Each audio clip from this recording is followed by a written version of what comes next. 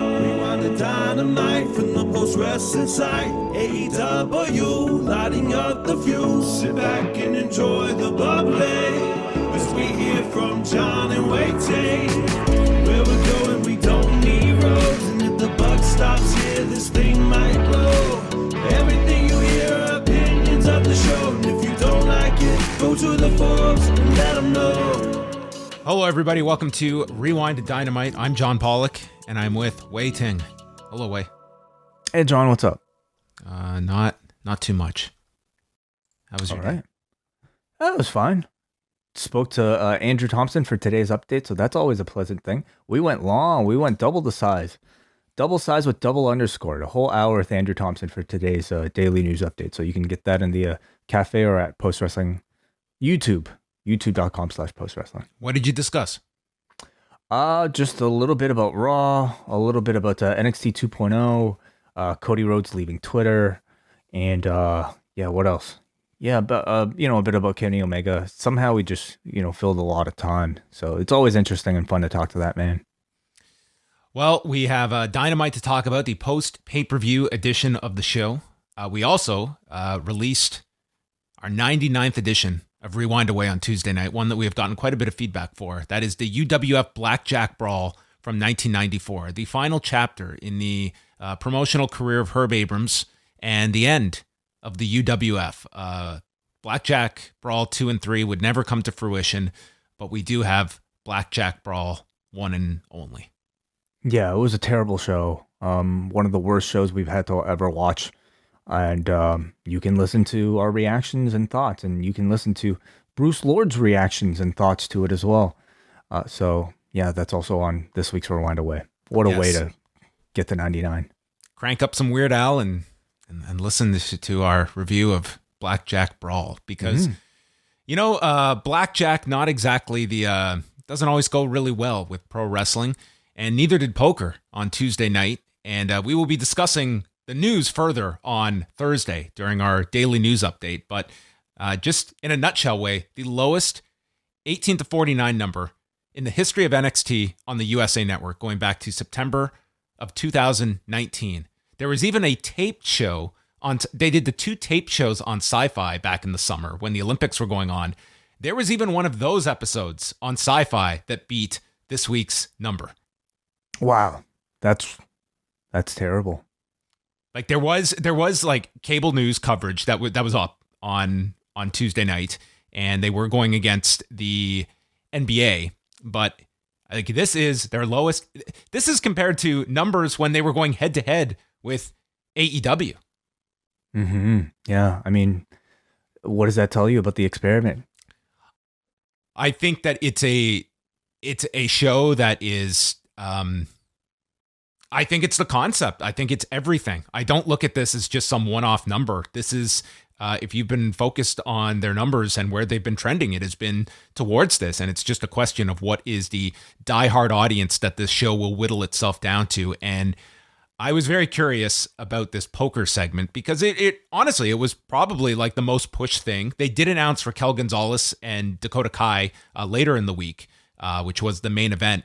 But when that poker segment started, and they had the graphic come up with the explanation of how Texas Hold'em works, I just instantly thought to myself, this is going to bomb. There is no one that is sitting down to watch. And I thought the 2 performers were actually very good in the segment. I thought the personalities did actually enhance the segment once it got going.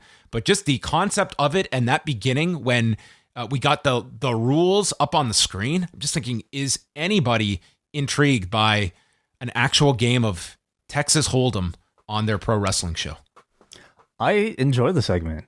But I'm a fan of poker TV, and I'm a fan of like pretty ridiculous shit whenever they try it. It's a ridiculous idea to put into a wrestling segment to get to a match, but considering I thought the 2 did a pretty good job of it. I can promise you that had they done something where there was a stipulation attached to cutting the man's hair, I bet you that would have been more intriguing. I mean, that seems to be what they're building up to. Didn't they kind of deliver it? I mean, he cut like a good portion of his hair already. Not enough to be a full cut, I suppose, right? He just he's not kind of bald. cut the tip off. Yeah, so I guess they tease you, and then he'll come back for the match. Well, yeah, I don't know what to say. I don't see NXT. Like, I think this is going to be, maybe this is the low point. Maybe they're going to have some a little bit of a bounce back. We will see, but I think this is largely the area that NXT is going to be in. I don't know who the audience is for NXT that they are after, because I think that audience that previously followed this show, I think they find their great wrestling elsewhere, and it is your main WWE audience. They have more than enough from Raw and SmackDown, and I don't know if NXT is necessarily going to be their program of choice either. Yeah, I mean, sometimes I wonder how much they even care about these ratings. I mean, they are really just treating the show as developmental at the moment, and is that enough for them to consider this to be a success? The fact that they're giving reps to a very inexperienced roster, or do they actually want the show to perform as well as possible? I mean, it's not a concept that you would think would lend itself to high ratings.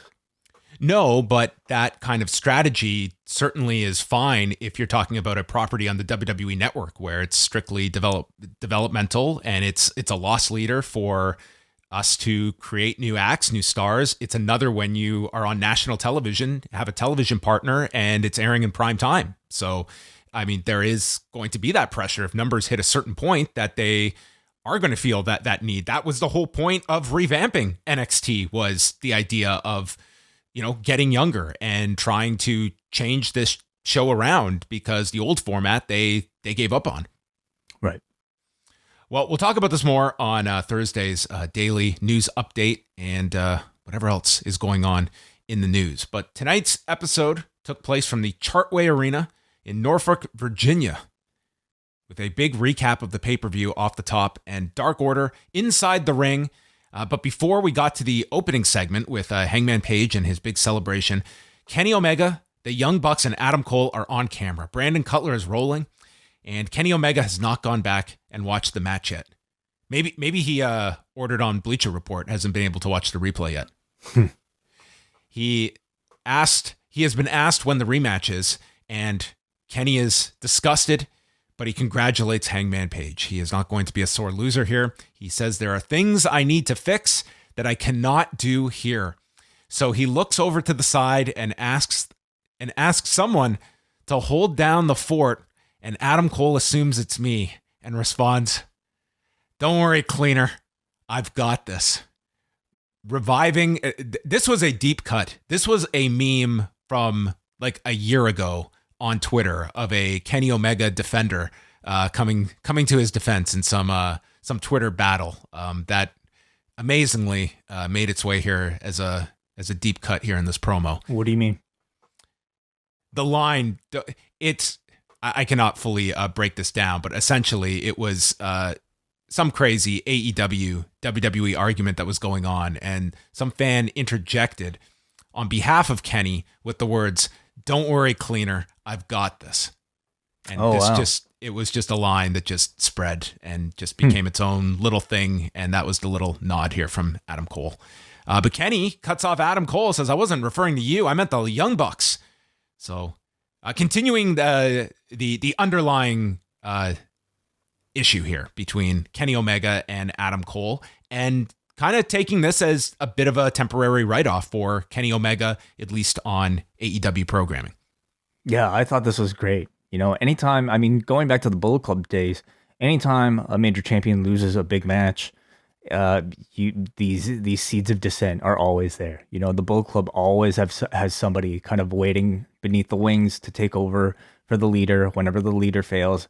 And Adam Cole, in this position, happens to fill that role absolutely perfectly. We all know his status as the leader of a previous faction, and we all know that he probably wouldn't play second fiddle for too long. And, being able to tell sort of this, a bit of dissent, it's a perfect character for Adam Cole, and I can't wait to see, this continue to build. This was a great way of temporarily suspending it for Kenny Omega to get checked out, whatever he needs to do before coming back and telling this full story. Mm-hmm. Yeah, and we will see what the what the timeline is for Kenny Omega. I would say regardless, like you have all of these injuries that have been documented. I think it's for his best that he does take some time off. But I would say even like from a creative storyline standpoint, that it would make sense to kind of tell the story and have Kenny go away for a while and then return. I think there's a lot of value in that regardless. And the fact that, you know, he has all of these ailments, probably many of which he is probably just kept quiet. I think it would do him just a lot of good. You think he does the AAA match? He's advertised for it, so I would lean towards yes. Interesting. You don't think so? I don't know. I guess it depends on how well his checkup went today. You're right. I mean, if they find just a litany once they lift the rock and look what's underneath, I guess it could always put that into doubt. I guess it just looks like the fact that he has been advertised for this, I would think he would be adamant about doing the match, but we'll see. I mean, you don't know what will be discovered. So John Silver introduces Hangman Page. He comes out. There's all these signs. The crowd is chanting, "You deserve it." And he says, "I didn't deserve it. I earned it," leading to a "You earned it" chant from this crowd in Virginia. It was beautiful to see. Absolutely beautiful to see. And I don't think they could have picked a better destination for something like this to occur. I think, you know, under different leadership, I imagine there might have been at least a little bit of temptation to have Adam Page win that championship after that first title challenge 2 years ago. And at that point, the crowd was not as into him near a tenth of what they are today. Certainly a reaction like this would not have occurred, but this felt just totally so good. You know, the man just doesn't really feel like he's the champion of a promotion. He feels like he's a representative of every single person who's been watching AEW since the beginning. This really is like their first full story from beginning to end, starting from that first press conference when he stated his desire to win the championship. And here it is, the culmination of it all. He says, "You are my boss," and he wants to celebrate National Cowboy Shit Day before turning his attention to Bryan Danielson. And out comes Danielson to congratulate Hangman Page. He is super excited for the match, but also surprised and disappointed that it's not Kenny Omega. And Page says, "Yeah, well, I beat his ass, and I did it in less than 30 minutes. The crowd is all chanting cowboy shit, and Danielson gets booed when he says, "I don't want to start a beef, but you aren't facing someone that's going to dress up like a Ghostbuster on Halloween. I'm coming to kick some ass. I've been out wrestling weekly. You just flap your gums. And you Dark Order rejects with your vlogs. Where have vlogs gotten our society?" That part he did not add. But he says he wrestled the very next day after winning the championship at WrestleMania. The crowd boos. He goes, "Of course, Virginia boos hard work." And Page suggests that they wrestle tonight. The whole place is chanting yes. And Daniel says, "Normally I'd be up for it. I'm ready to wrestle, but you are not," as he goes over his attire. "And I've heard your long list of excuses for failing, and I don't want to beat you and hand you a ready-made excuse by not being ready." Page says Virginia is for lovers, but I will still fight. And they go head to head. There's a pull apart, and Danielson yells, "Have your little friend stop us. You don't want to fight.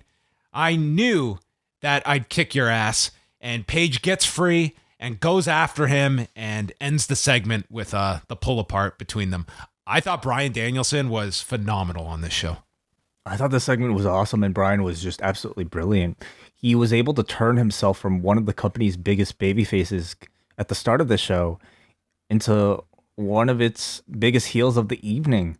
You know, and I think he was able to do it while maintaining the integrity of his character. He didn't adjust anything. He's the guy that from the very first night in said, "I'm here to test all these guys because I think I'm the best in the world." And that's been his thing every week, beating these guys. He didn't deviate from any of this. It was just that this is an audience that doesn't want to hear it when his target is Hangman Page. Like, they did not go out of their way to try and make him a heel. It was just a natural extension of the Danielson you've had of the past 2 months. Yeah, they gave him some really excellent, super simple material for him to go after Page. Like, he simply saying, I preferred to face Kenny, I thought was excellent, because, the subtext is that he thinks Kenny is still better than Hangman Page. Having Page dig back at him for not being able to beat Kenny in 30 minutes. And then Bryan teasing him about, defending the belt after he won the championship and bringing up WrestleMania. That was the biggest heat-getting line. It was his mention of WrestleMania and any of his WWE accomplishments, which this crowd absolutely hated. And then Bryan, kind of cherry on top, saying that he would fight him tonight, but he doesn't want Page to have an excuse. It was, I think, really smart and just the right amount of tension building between the two without having Bryan go full-blown heel. Yeah, Danielson, all he needed to add to this was the fact that here we are in your hometown and you're staring at a guy who is on WWE Creative. Yes, absolutely. There you go. It was just a brilliant exercise in crowd psychology, I thought. Really great segment. It was terrific. And they go into Danielson and Evil Uno, which was the advertised match, and the crowd just hates Danielson. He holds on to the half crab as Aubrey is counting to 5. This was like right out of Danielson's like heel playbook in like 2006 as Ring of Honor champion. He was just in his element here. He really is a fantastic heel by just making slight adjustments to his character that just they just blended so naturally into this transition. But it feels a lot better now that he's an actual heel in this town. Like he was doing a lot of this stuff as a full-blown babyface while he entered the company. And at some moments, it just kind of felt more shticky, like he was trying to, recapture an ROH persona. But doing it as a heel, I think it fits his current in-ring style so much more, where it makes his offense look even more devastating because you actually start to think he actually wants to hurt his opponent. There were a lot of signs in this crowd, one of which here was book more than one women's wrestling match that was facing the hard camera. Then another one later in the night was, this is awesome, sucks. Right, okay. Well, very some popular opinions that have been shared online. Danielson is like pie-facing Uno, who then fires up with chops and punches in the corner. Danielson's chest is all red. And then he slaps Uno while yelling about disrespecting him, hits a pair of running drop kicks, but the third runs into a boot. Evil Uno goes for the swanton, landing on the knees of Danielson. Busaiku knee, but then takes the wrists and stomps him in the head repeatedly before applying the triangle and doing the Nate Diaz flex as he applies the triangle. And Uno is out immediately at 6:23. Danielson gets the win. This is great. I really enjoyed all of Danielson's stuff on this show. Me too. Absolutely. The moment that he was able to he knew he had the crowd hating him. I think he just played it so well into this match. And then this ongoing saga of Danielson targeting members of the Dark Order, I absolutely am looking forward to so much. And they've ensured that it will continue next week because Shivani interviewed him. He said he kicked Uno's head in because of the behavior of Hangman Page. And I don't know when I'm going to fight Page, but until then, I'm going to kick the heads in of all the members of the Dark Order. And next week, we happen to be in Chicago, and I want to face Colt Cabana if you have any nuts. Yeah, excellent. I'm excited for that match. For Colt, it's probably his most high-profile match he's had in AEW thus far. In Chicago, no less. So I'm really happy that Colt's going to get that big hometown match. I think we were wondering, hey, can they drag this thing out all the way till January for one of those big shows? And if he's going to go they're going to drag it enough through all the members here. Yeah, if he's going to go through every single member of the Dark Order, then they definitely can, and I'll be there for it because every single member of the Dark Order is going to have a hell of a match with Bryan Danielson, and it's all going to be part of a larger story. It would have been really impressive if Tony Khan had booked this long term and we're going to everyone's hometown over the next 6 weeks. Yeah. What, are there some obscure towns for Well, I don't think they're going to Canada for Stu Grayson, nor was Evil Uno here in his hometown. But nonetheless, so that's the Wintrust Arena next week, where they ran the Revolution pay-per-view last year in 2020. So a big building that they're running in their top market of Chicago. Mm-hmm. MJF, there was a promo after his win on Saturday, and said that he keeps hearing how great all these other wrestlers are, listing off the people here in AEW. And I made everyone look like idiots. People think I can only talk. They don't know what's going. He says, I don't know what's going on in my knee, but I don't care. And a lot of like the Piper mannerisms here when he was like at his like heel best, and said, I got all of your cute Mark chants with my match, and I won with a headlock takeover. And he makes reference to the championship in terms of what's next, and says that he is the man with the best right hand in the business. I love these like post-match promos that they shoot immediately after these big matches. You know, and this was like MJF all completely beat up here, but you can see the specialness of this segment because of the adrenaline pumping through this man's veins after having the performance of a lifetime in front of this crowd.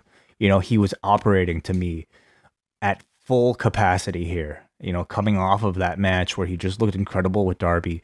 But in this promo, I thought this promo was as strong as the match, where it was just like an incredible confidence and this incredible energy.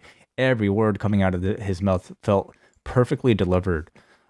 It was absolutely great. Gave me like, man, like it's like a similar type of energy to what Flair had after the Rumble, you know? This was a very strong promo, and there would be more of MJF on this show. But I mean, I really enjoyed this show in the sense that they're really making this 4 pillars concept more of a focused thing in AEW. It's always kind of been this thing that exists, but now they're very much focusing on it. And this was a show where you really have like this kind of identification of all of them. Like MJF is riding high of all of them. Jungle Boy is going through this transformation. Darby is at a low point. And then it's like Sammy Guevara has kind of been in the background, and he got a big spotlight tonight as well. So you got like something for all of them, and they're at very different points. And it's almost like this rat race of who's going to become the first champion of these 4. And MJF is kind of ahead of the field at this moment in time. Mm-hmm. They recap the Punk Kingston match, and Shivani is interviewing Eddie Kingston when he is interrupted by 2.0 and Daniel Garcia. And they start calling Kingston. Are you doing another promo? Complaining like a little prick.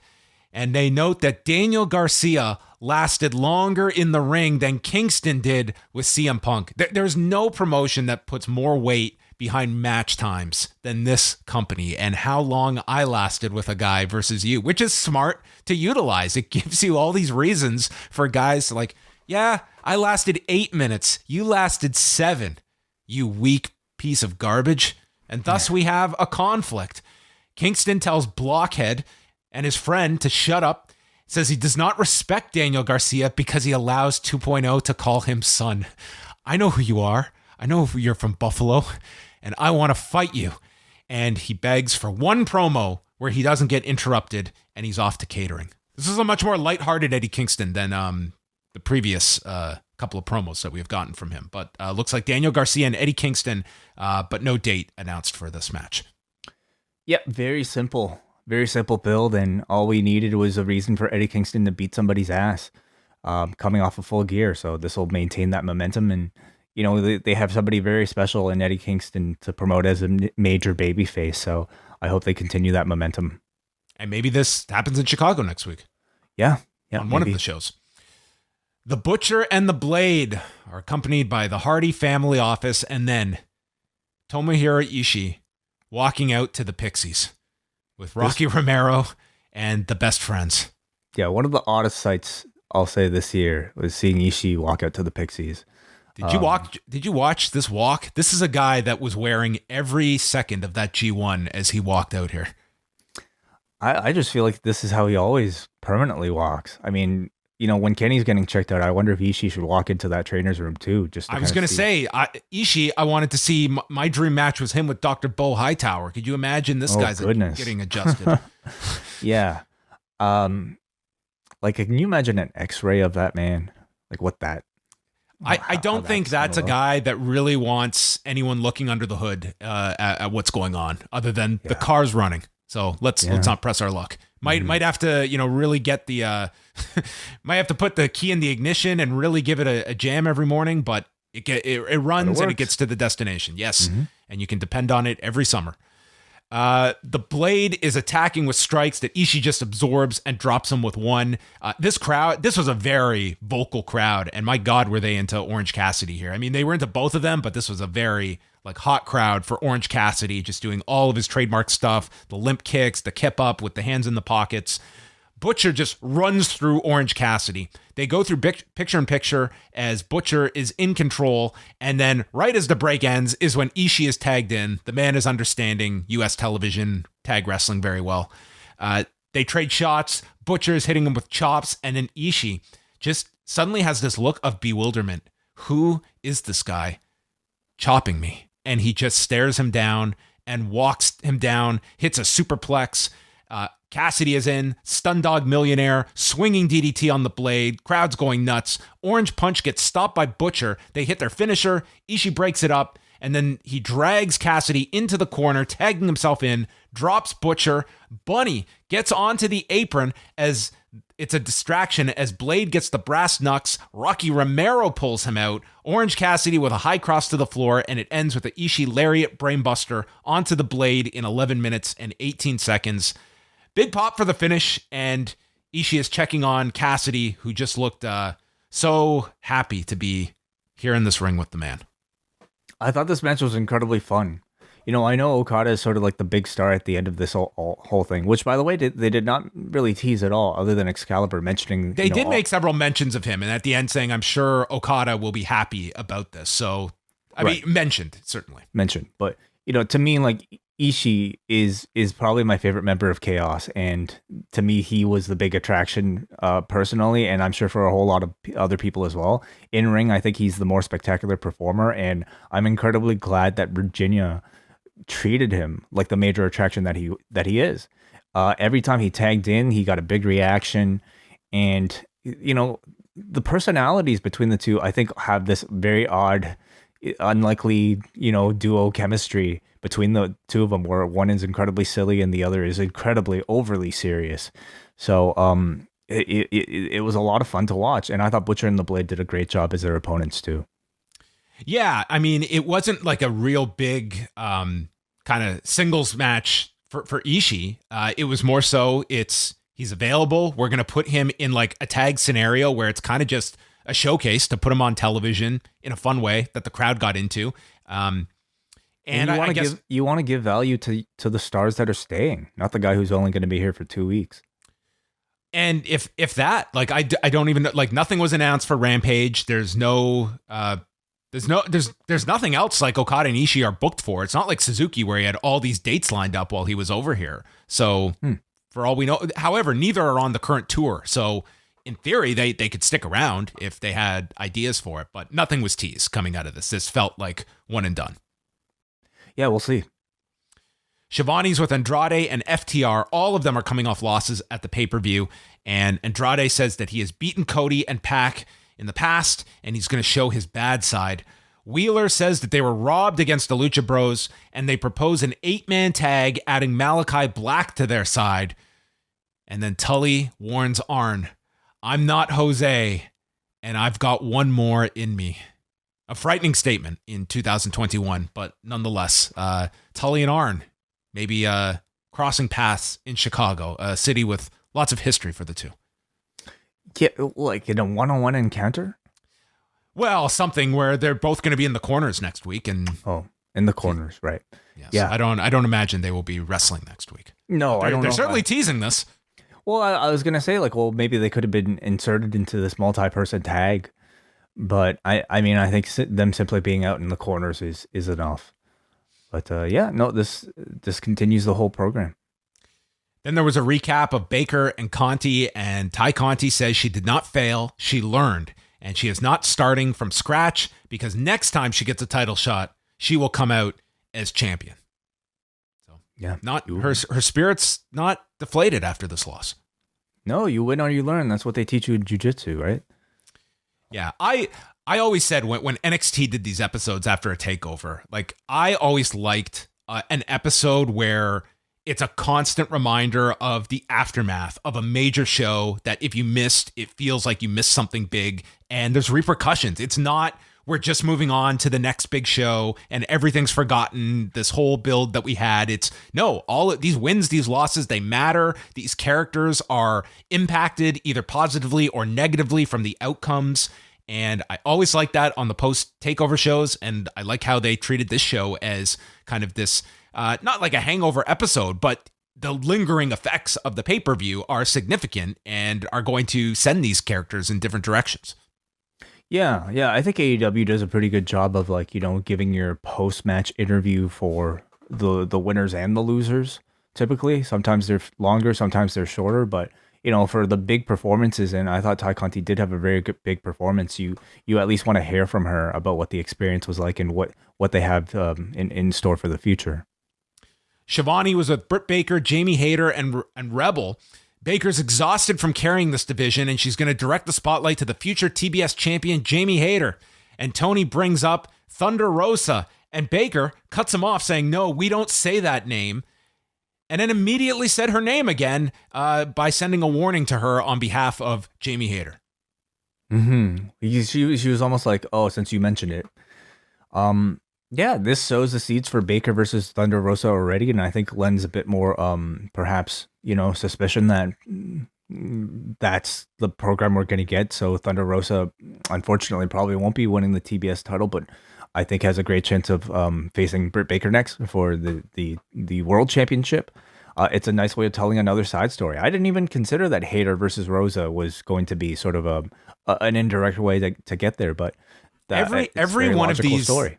All these second round matches, they all have storylines attached to them, which if people want to criticize the women's division, like this tournament, it's not just cold matches and pairings. And they're not just leaning on, well, everyone's fighting for the title. It's like there are embedded stories into all of these now that we're at the final 8 of the tournament. Yeah, absolutely.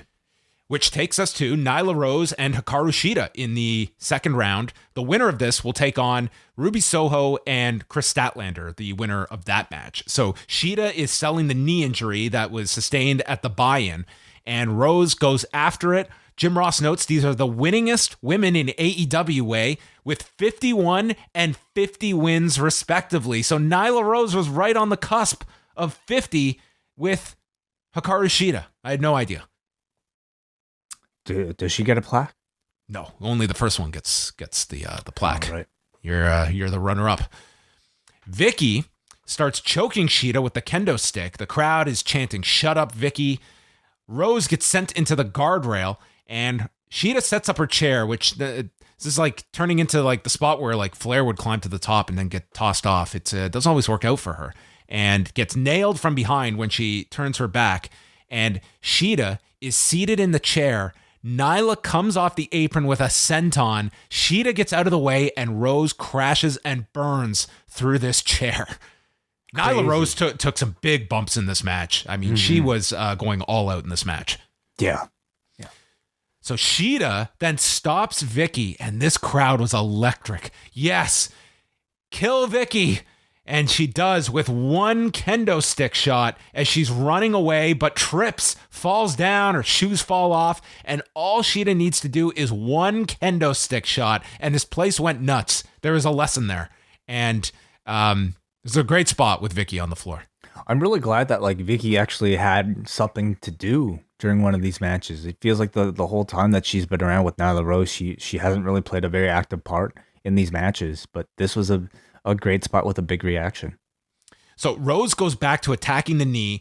We go through picture in picture, and as we come back, Serena Deeb had been sitting in the crowd and attacks Shida's knee, and the crowd is livid. There's a flying knee off the top by Rose for a 2 count. The crowd is getting really hot at this point. There's a beast bomb attempt, which gets blocked, and Shida goes to a triangle. Rose lifts and slams her out, senton onto the injured knee, and then Rose misses a senton from the middle rope. Shida goes for a desperation jackknife for a big near fall and goes for the katana, which is caught and applies a stretch muffler, and Nyla stands up, extending the knee around her neck for full impact, and Shida taps at 11 minutes and 5 seconds. I was really impressed with this match. I thought Nyla Rose took some huge bumps in this match, and the crowd got very much into this. It was a good use of Vicky for the one spot, and the stuff with the knee. You pushed the Deeb feud, and you had a nice finish at the end of this. I was very happy with this match. I thought it was a wonderful match. I thought Shida looked incredible. I thought Nyla Rose looked incredible. I thought they told a great story with the knee. Great spot with Rose diving off through the chair, and effective Vicky spot, and they managed to break Shida off into the feud with Deeb, so it accomplished a ton, and I thought it was pretty captivating for the 2 lengthy segments. Really good stuff. This was very good stuff as Nyla Rose advances, so she'll face either Ruby Soho or Chris Statlander. Another maniacal Malachi Black promo. He breaks down nightmares, and the 8-man in Chicago, he says that he will make the air toxic that they breathe. Deep breaths, my friends, while the oxygen is still on your side. It sounded disturbing. As it should be. Yeah, he's gonna toxify the air. MJF comes out with Shawn Spears and Wardlow. Shawn Spears tells everyone to be quiet. This crowd did not silence themselves, and says that MJF can defeat any of their heroes with a headlock takeover. And MJF resumes the promo. He calls himself the most complete pro wrestler on the planet, and he will start a bidding war in 2024. I imagine this is not his television rights are. I guess his rights are going to be up along with the Fox and NBC Universal deals and that option year for AEW. So a lot of sweepstakes in 2024 in the wrestling business. This is legit. His contract? I assume that's the legit time when his contract's up. Okay, will be really interesting whenever that happens. Yes. He says that I could take your hometown horse and send him to the glue factory and take a big cowboy shit on his title reign. And then, sound like an MMA fighter here, he went off ranting about the rankings, and he deserves to be the next champion. No one in the locker room is as good or on my level. You had Excalibur chime in here. He says the guy who wrestles 3 times a year. So yeah, he that was a nice line. It's a reminder about how, I mean, pace of schedule. Yes, the ranking might be justified. So it played really well into the heel dynamic here. And with that, CM Punk's music hits, and he just walks out gingerly. He walks into the ring and goes face to face with MJF as the whole place is chanting, "Holy shit." Maxwell introduces himself, offers his hand. Punk just smiles and walks away. And this was perfect for what it needs to be. And I would say, Wade, like we could certainly see that I'm sure this was the idea, the destination of where they wanted to get, and whether you go through Wardlow to get to this moment or going the way they did, which ended up being Punk with Eddie Kingston. But here we are with Punk and MJF sharing a ring, and I like the fact that we didn't give away anything here. Like, we aren't doing promos yet. This is just these two. Their worlds have now crossed paths in this AEW landscape. Totally. Yeah. Here you have MJF and CM Punk, arguably the 2 best talkers in the company, perhaps in the industry, facing each other inside a ring with a microphone for the very first time. It's a dream pairing, not necessarily because of the match, although I think it'll be very good, but because of the promos and because of the mic work. And instead of getting a retort from Punk here, he simply walks in here and doesn't say a word. I mean, he said the most he could possibly say without saying a thing here. So I love that. They're making us wait for this promo battle. And let's remember next week we're going to be in Chicago. So when Punk walked out, I was like, they cannot do this on a week's notice. And they didn't. But next week they should have some big segment with them. The big match is Punk saying something about MJF for the first time. I think that's as much of an attraction. I mean, I mean, this match is big enough that you can save for one of those January shows to headline that show. I mean, that's a long ways away, but you know, like in between that, you have a Wardlow Punk match. In between that, you might have a Spears Punk match. It's a big enough match that you can headline, you know, let's say a Winter is Coming or something like that.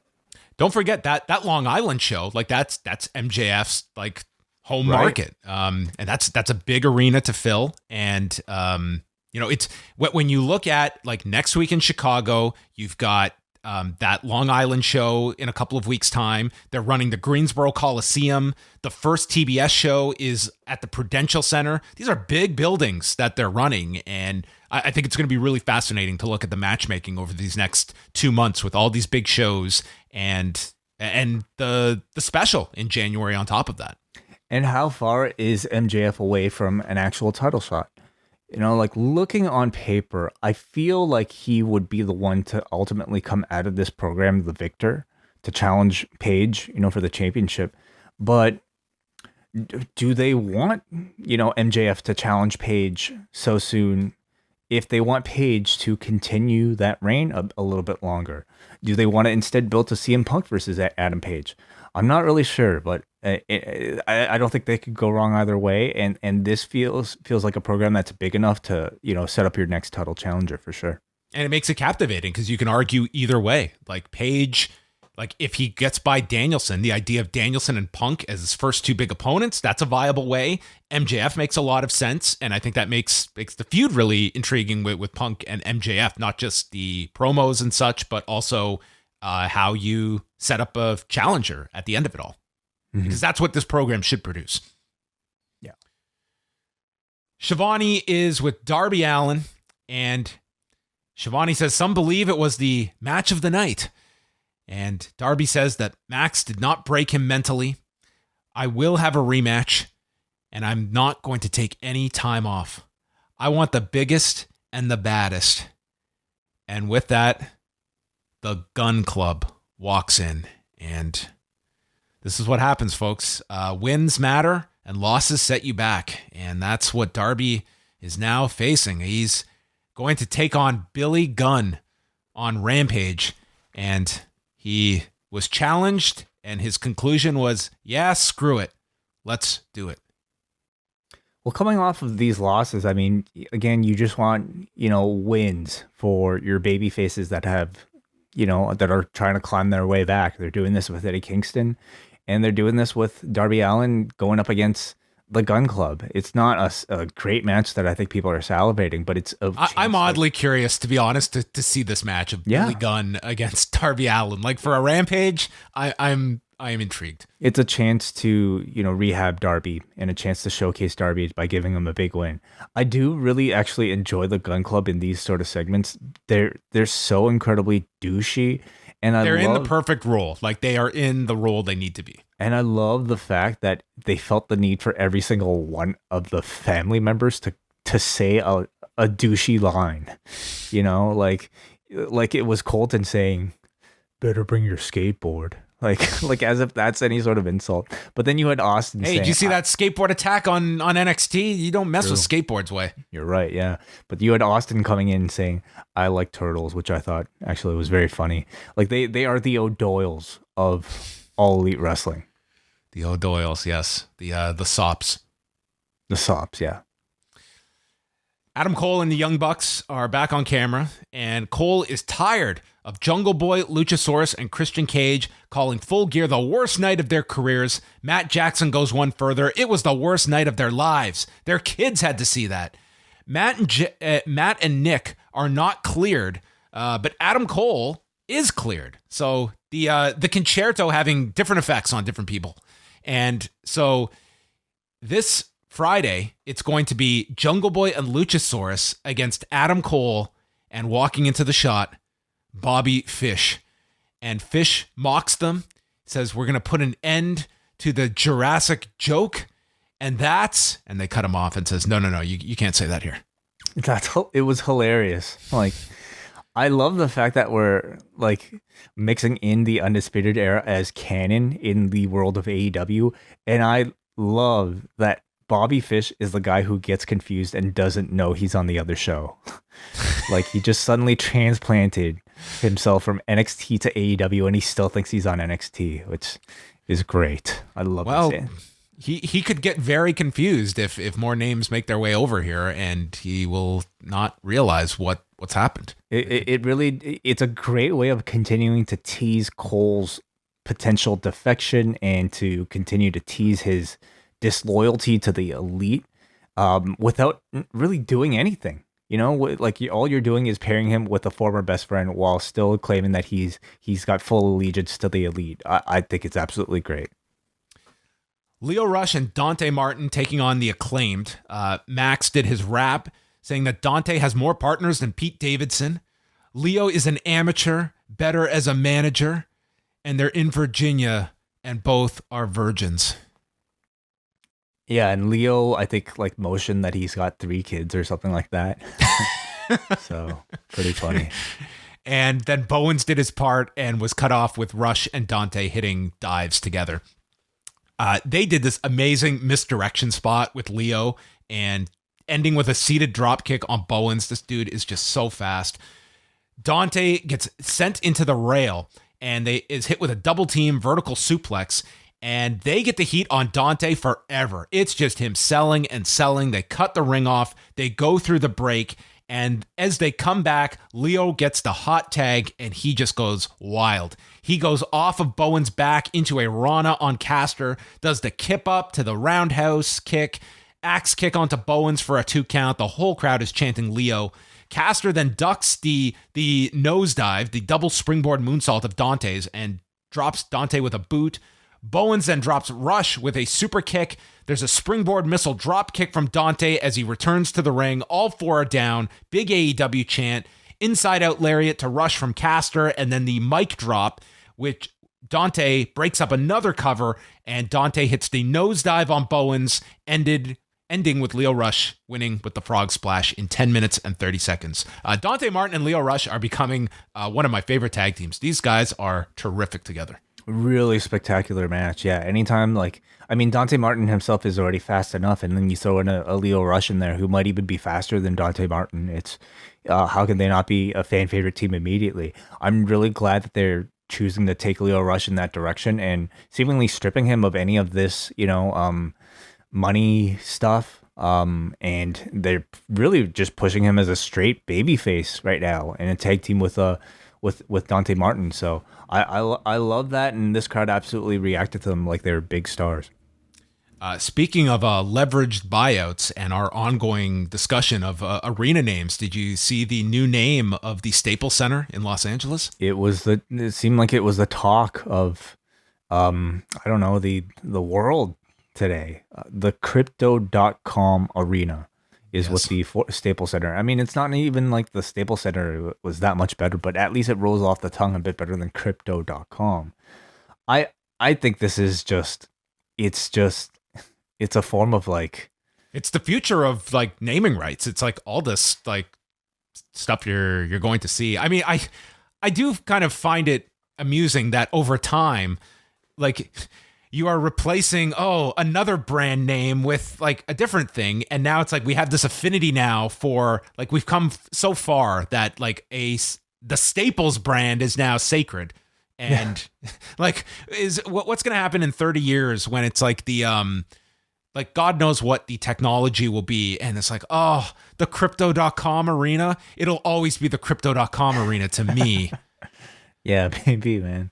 The Skydome started trending today because of people saying it's still the Skydome to me, just like the Staples Center will always be the arena to me. It was people were making comparisons like that. The Rogers Center was one of the worst renamings for a venue. It really is. I mean, it's these buildings become a part of our culture, and I'm not really talking about the Staples Center. Okay, it's that's whatever, but it's just more so the trend of these wonderful buildings of great memories being named just the most uncreative. So who gets to name them? names. Like, do we? What kind of ownership do we like?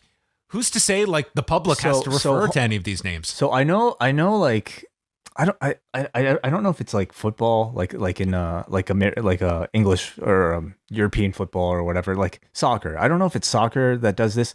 Okay, Muay Thai. They fighters have changed their names to the brands that are sponsoring them. I mean, we're not far away from that. Where like, remember when you'd have fighters with like the goldenpalace.com just splashed, like they were literally, their backs were billboards. Yeah, but at least they didn't have to change their name. Like we're one step away, a few years away from like, Fairtex would do that all the time with like fighters, like, LeBron Yum, like taking the court. Like Kobe Smoothie King, is about to shoots a three. Like it's ridiculous. And there needs Von to be Wrangler jeans. Sure. Wrangler jeans, you think they have that much money to buy a person? Von Wrangler. Yeah. Well, I don't know.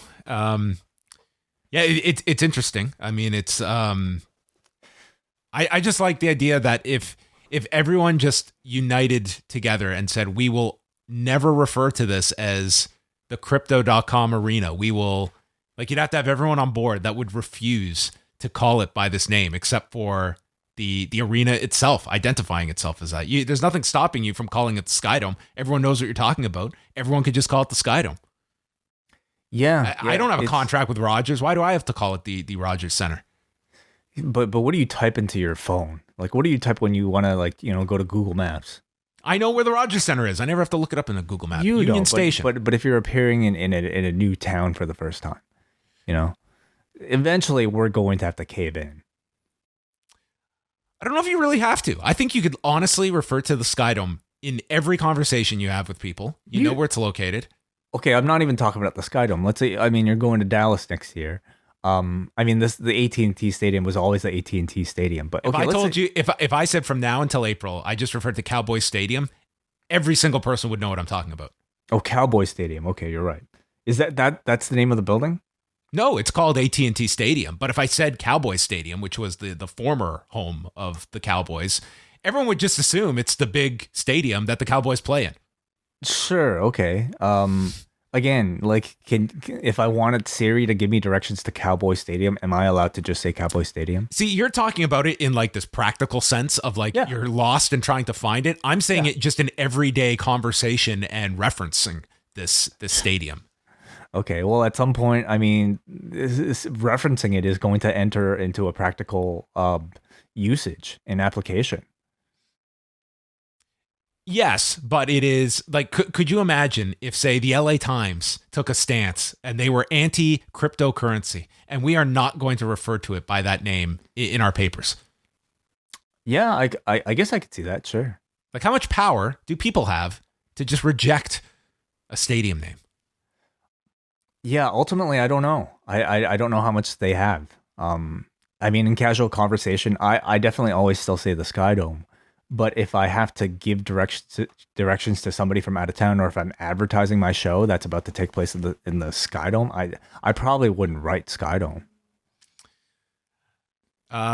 Team Taz came out, and Taz offered his condolences to Lio Rush. He notes that, Leo, you are a businessman, as they are explaining why they offered a contract to Dante Martin last week. They note that tomorrow's the 1-year anniversary of Hobbs joining Team Taz. And Starks asks if Dante joins Team Taz, it's the difference between having a Hall of Fame career or a mediocre one. So in the world of AEW, what is the Hall of Fame? I think they reckon maybe the Observer Hall of Fame. I guess so. Yeah. Yeah. And I think they recognize the WWE Hall of Fame. They recognize all of them. How's Dante going to go into the WWE Hall of Fame? Well, I guess a theoretical. Okay, then sure, Cauliflower Alley is what they recognize. Dante Martin. I feel like we're 50 years away from that. Like, the thought of Dante Martin giving his Cauliflower Alley speech. I mean, shit. Wow. Christian Cage, Luchasaurus, and Jungle Boy did a promo. Cage said, "You guys called it the worst night of your career. It was one of the most rewarding of my career, watching Jungle Boy use the chair on Matt Jackson. And you have learned the lesson, never bring a fish to a fist fight." I cannot believe that he said this with a straight face and that everyone didn't crack here, because I would not have been able to keep a straight face when he said this. As soon as they yelled cut on this, I don't doubt that they all would have cracked up. Like, never bring a fish to a fist fight. This was the type of line that I'm sure, like, you know, Christian thought of, and he's like, you guys want to like the rest of them are like, I dare you, Christian, to work that into a promo. All right, challenge accepted. He has my humor of like really bad jokes that I would never say if it was like I was on national television, but I feel comfortable in this space on a podcast to make horrible jokes. This guy, he just goes for it. He did it, man. I love it. I mean, Bobby Fish's employment in the company is worth, you know, the promo material alone with his name. Jungle Boy says that they had you had a chance to end me. The scruff may be gone, but the change inside is here to stay. And shit, I'll eat thumbtacks for breakfast. And Luchasaurus just roars. This was something else. What do you think of the scruff? Are you sad the scruff is gone? You know, it either works for you or it doesn't. And I would say Jungle Boy, he's not quite. It was like he wasn't growing it at a rapid rate that I think he had to make a judgment call, and probably made the right one. I think so too. I think, you know, he can work the clean shaven look for a few more years. I mean, you say the scruff for when you turn heel. So Rampage on Friday night, Darby Allin versus Billy Gunn. Jade Cargill against Red Velvet. They had a video package for this, going through their past matches. It was Jade's debut, beating Red Velvet. She's beaten her twice. And Jade says that Red Velvet messed up with the cake. So this is personal now. And then the third match announced is the one we just went over. Cole and Fish against Jungle Boy and Luchasaurus, which should be a very fun tag match. Almost every match that they announce like has my interest. You know, I think on this episode, they've done a great job of building stories for almost every single one of these matches. Yes, and these are probably just wrapped up as we speak, because we are back to a taped version of Rampage on Friday. And then Dynamite next Wednesday in Chicago. They have announced 3 matches. Bryan Danielson against Colt Cabana, Thunder Rosa against Jamie Hayter in the TBS tournament, and the 8-man Malachi Black, Andrade, and FTR against Cody Rhodes, Pac, and the Lucha Brothers. Lucha Brothers cut a promo addressing FTR. Stop your crying. You tried to cheat and win multiple times, and you suck so bad you couldn't get the job done. Death Triangle and Cody Rhodes, they will have something special for those 4 next week, and we are the best 4-man team in the universe. Have they ever teamed together? No, but they are the best 4-man team in the universe. Confidence. Yeah, wow. they're starting the entire from universe. Wow, a very high position. And the main event, Sammy Guevara against Jay Lethal for the TNT Championship. Lethal did a promo at the beginning stating that no one has walked through the door and won a title right away. He is going to give Guevara the toughest fight of his life. And before the match began, Tony Nese was seen watching from the crowd, scouting. So he's been, what is he scouting for? He's been scouting for like 2 months now. Well, he's getting acclimated, Way. This is a new night of the week. He's been wrestling on like Dark. Well, this is later in the evening, so all right. Takes time. They started off at a pretty fast pace. There was a handspring by Lethal and nearly caught on the shoulders for the GTH, but Lethal avoided it. Figure 4 gets countered by an inside cradle from Guevara. And then Lethal teases the lethal combination, and Sammy lands this tornillo dive, and he comes up. His ribs are taped from the street fight on Saturday and is selling the ribs in a big way. Goes for this gigantic shooting star press, landing on Lethal's knees. And they go through the picture-in-picture break, and the entirety of this break is Guevara selling his ribs really effectively. They wave over Doc Samson to come check on him, and then right as the commercial is ending, Guevara gets to his feet, shoves Samson away, and he roars into the ring. He did nothing but sell during the break. It was very smart. I love this. I thought it was more effective than your usual pattern through a commercial of just a heel, beating on a baby face. This actually had, I think, plenty of concern from people, through the commercial, because you can't necessarily hear what's going on. You don't know how much acting it was. I thought it was effective that you just had the visual of Samson checking on him and you didn't have the commentary. I thought it was very interesting of how this worked in a picture-in-picture setting, as opposed to if it was just during the body of the match on TV. It looked unusual, so it captured your attention. And ultimately, it helps you draw a great deal of sympathy for the babyface. And it's also it also helps that you can see exactly what's going on without having to squint at the tiny picture that's on the screen. You just see the Doc Samson checking on this person and you think, oh, this person's hurt. It could be legit or it could not be legit. And that's all you really needed. I thought it was great. So Lethal goes after the ribs. He hoists him up, drops him down, coming down ribs first on the mat. The lethal injection gets blocked, and Guevara hits a standing Spanish fly and then a brainbuster on the floor after catching Lethal. Guevara climbs to the top and goes for a swanton, crashing through a table on the floor. This looked spectacular. My only thing is that Guevara was back up and doing moves within 90 seconds of this. I think it was just too quick of a recovery for such a spectacular spot when you'd been doing such a great job with the ribs.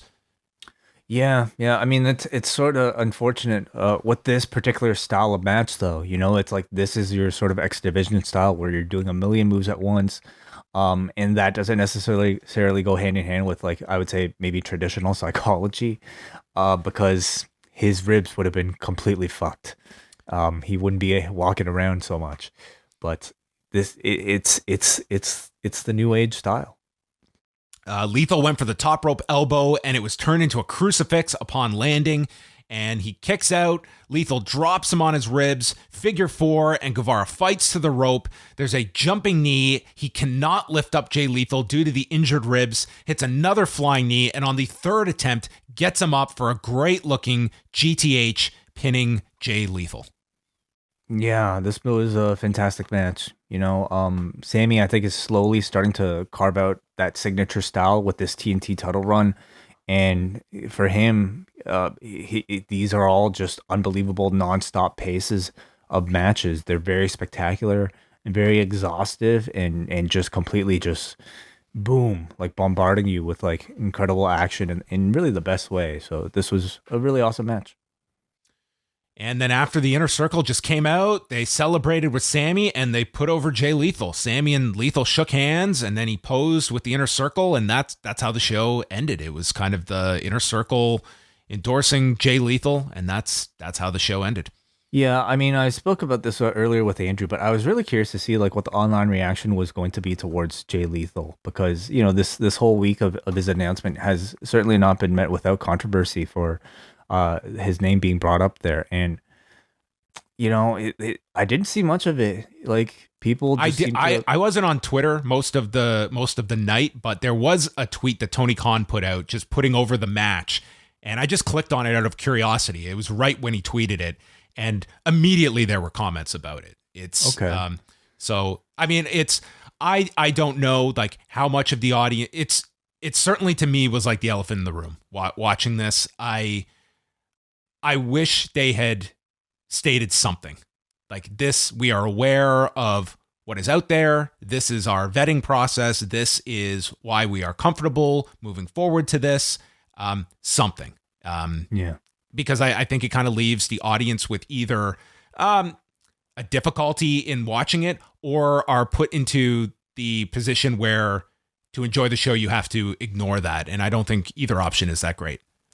Yeah. I mean, coming out of the show, reception to me just felt overly positive for this episode. And I do think it's possible to enjoy the product while still asking these questions after the fact. And yeah, we wait to see if this puts a bigger spotlight on Jay Lethal, and some of those controversies, or if people just kind of move on from it.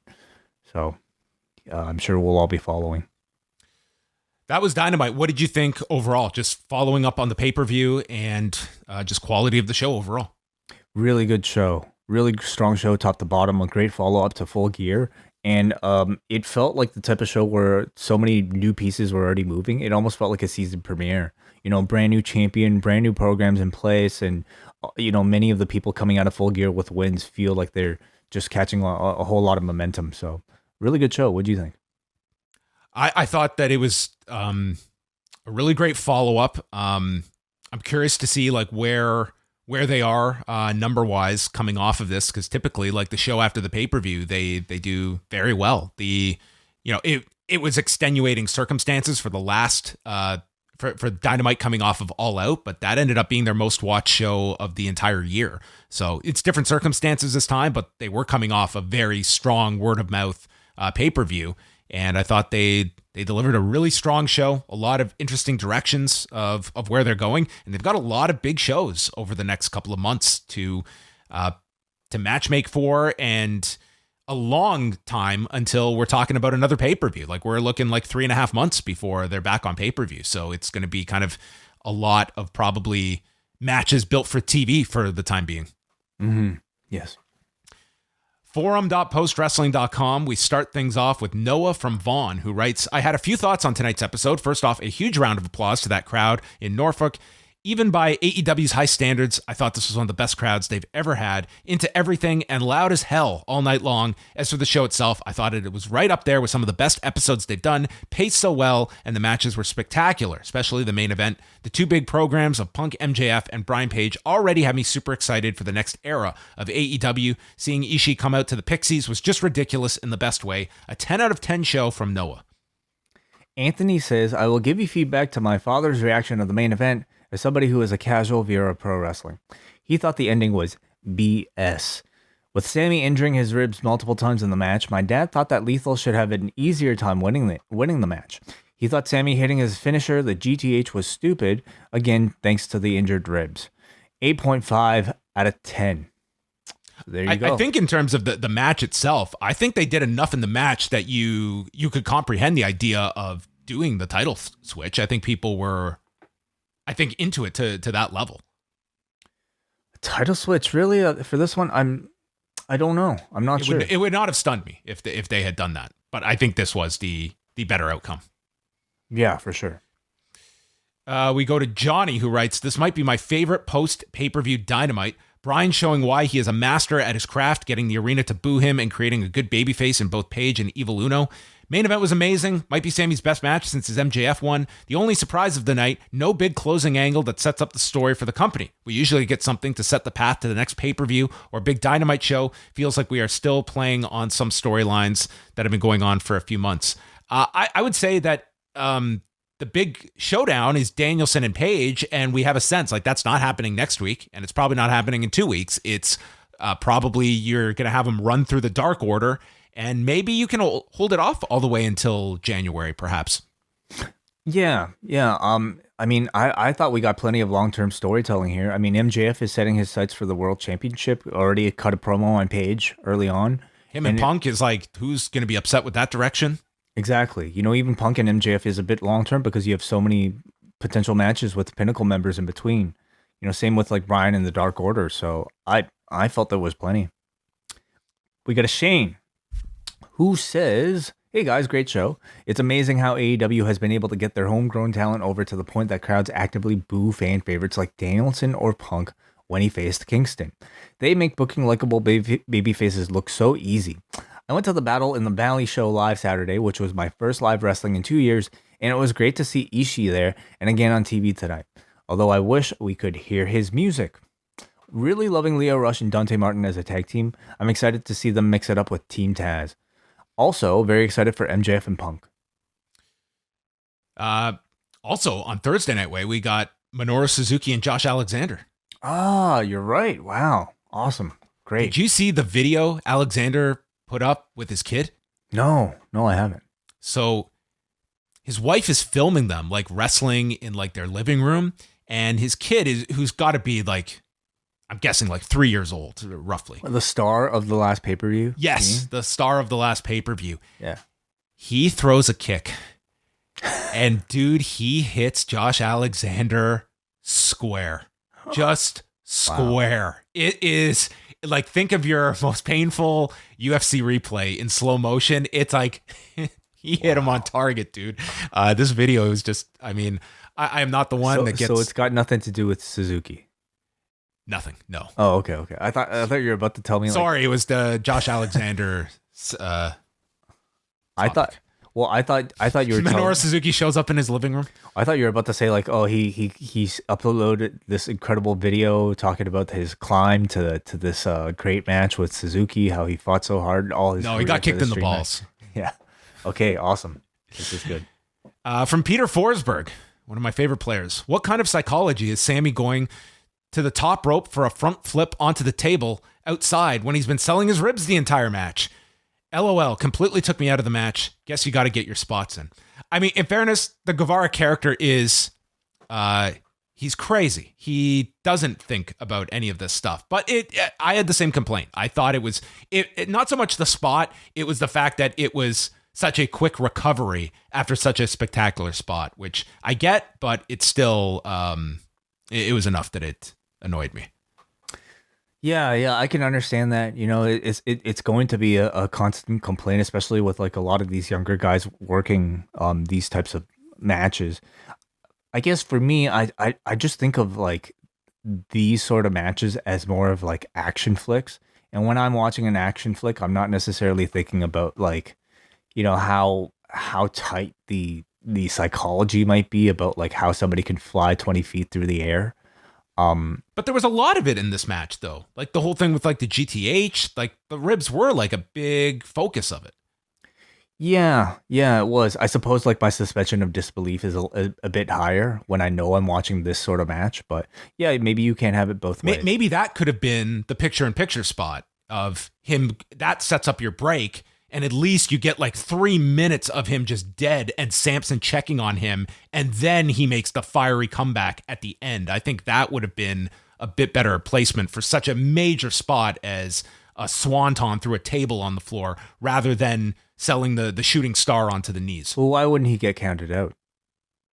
Well, why didn't he get counted out when he was on the floor the first time? He made it back. Oh, the first time. I mean... I didn't see like the moment of him actually leaving the ring. Like, was it mandated that he leave the ring or you know, like he rolled to the floor. He rolled to the floor, and then the doctors checked on him, which I guess stopped the count. So you could have stopped the count when the doctor's checking on him from a table spot. But the injury occurred inside the ring. You know, diving through a table, that means the injury occurred outside the ring. Wait a minute. So a count doesn't count because you sustained an injury in the ring? I think if he took himself out of the ring, then you can then I mean that's the performer himself putting himself. Well, if we're talking suspension of disbelief, there is a great latitude of being outside the ring in AEW that I could take easier than popping up after the swanton spot. So I would have just changed that around. Sure. Okay. Yeah. I mean, you know, it bothers some people and it doesn't bother others. We got a Kate who says, excellent show tonight. Just going from one great moment, one great segment to another. I think Shida versus Rose was their best match to date, and I really liked their title fight.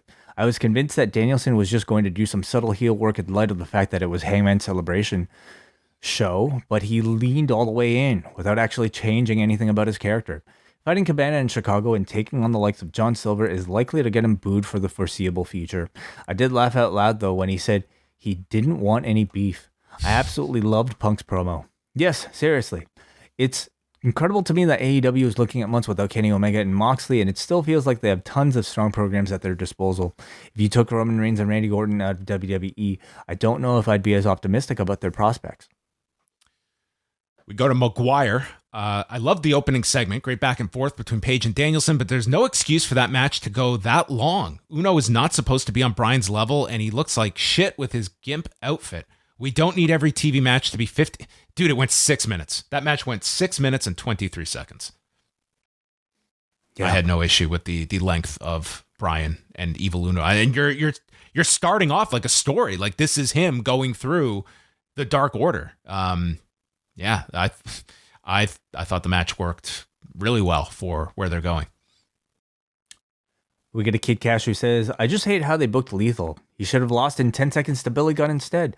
In all seriousness, this was a home run edition of Dynamite, and Lethal is going to be a star in this company. Questions. Any update on Gargano, O'Reilly, Owens, and Zayn's contract statuses?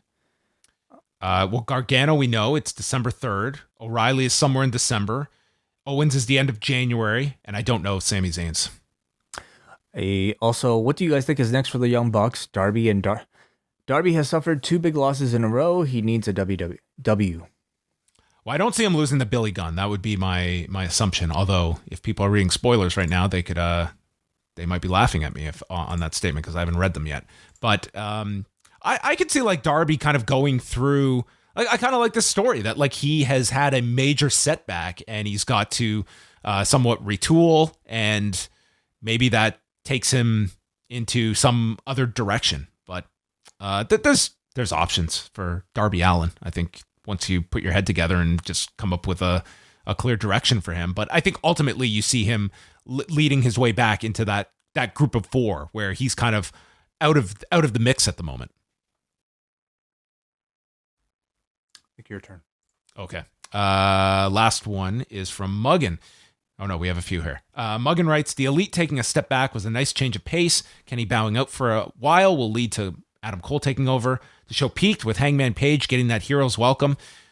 So the show peaked for him like 2 minutes into the show. Punk putting MJF in his place without saying a word was hilarious. Nyla Rose and Shida put on a solid match. I was nearly convinced Shida would prevail after the Deeb attacked, and I'm glad that feud will continue. With only 2 matches as a tag team, Lio Rush and Dante Martin are really coalescing, and once Darius Martin returns, I'd like to see him as a 3-man team, and cool to see Tomohiro Ishii on Dynamite. 3-man team would be cool with them. And then we can throw Hook into the mix too, finally. Oh, that's right. Get a Jesse from the 6 who says, great show. Rose and Shida really impressed me. I don't think that the Rose bump on that chair got enough attention. That was nuts. I encourage everybody to focus on the Reba Rebel during Baker segment. Her facial expressions and nonverbal comedy are thoroughly entertaining. I see some people already planning to end Hangman's reign. He should lose it to Danielson right away, or he should lose it to MJF. Nah, I want a Bruno reign for Hangman. Give me 7 years of Cowboy Shit. And the last one comes courtesy of Carl. Was this Danielson heel turn all of a sudden, or hints of it coming? It makes sense against a popular champion, and Danielson can pull it off. Love the main event. Glad Jay Lethal got signed with AEW. Interesting tease of tension between Cole and Omega, could be hinting at a future split of the Elite, although if Omega watched the Bucks do nothing in his loss to Hangman, not sure why he was upset with Cole. Looking forward to MJF and Punk. When the music hit, I thought the promo battle could begin. I was wrong. It happened later, I guess. It's strange that Punk was booed at Full Gear, but crowd popped huge. Maybe a testament Saturday to how the fans felt about Eddie Kingston. I think so. It's exactly what it was. Yeah. In that moment, they wanted this other person to win a bit more. And in this moment, they want Punk to win more than MJF. So, yep. No, I love the fact that like you have all these guys that can kind of waver back and forth, you know, depending on who the opponent is, and Danielson included. Like he's a heel for this night, and certainly probably for the rest of this program with Page. But I don't doubt he'd be able to pop right back the day afterwards. That's right. All right. Well, that's going to wrap things up. Thank you to everybody for tuning in to Rewind-A-Dynamite. Wai Ting is going to be back on Thursday afternoon live at 3 Eastern with Jordan Goodman and Davey Portman to chat about a very, very popular show. Yeah, the wellness policy. We're back, 3 o'clock. Community. Oh, yes. A whole episode breaking down Community, which I don't think I've ever seen a full episode of. But beyond that, we'll be talking about the concept of Community as well. So a quick plug for that. Also, for those of you who missed out on the announcement on Rewind-A, we are actually debuting a new podcast exclusive on the cafe this weekend. It will feature not John and I, but 2 of our community members in David Myers and Bruce Lord conducting an interview with members of the Post Wrestling audience, and the first of which will be our man Neil Flanagan. So if you're a member of the Post Wrestling Cafe, even if you're not actually, I'll probably put this one out for free. So you can listen to it right at postwrestlingcafe.com, or if you're a patron, you get it right into your feeds. So look up for that on Saturday. All right, and we're back. We've got our post-daily news updates Thursday and Friday, youtube.com/postwrestling. Subscribe. We are inching closer to 10K. And then Rewind to SmackDown Friday night at 11:15 Eastern Time. That is it for us. Thank you for listening.